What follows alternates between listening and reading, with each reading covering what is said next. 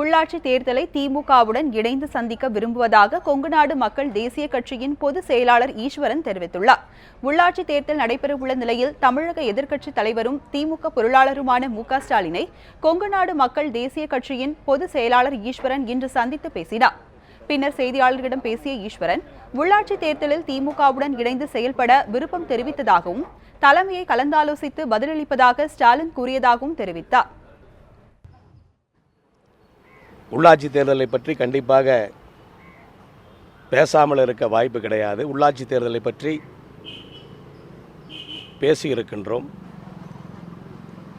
உள்ளாட்சி தேர்தலிலே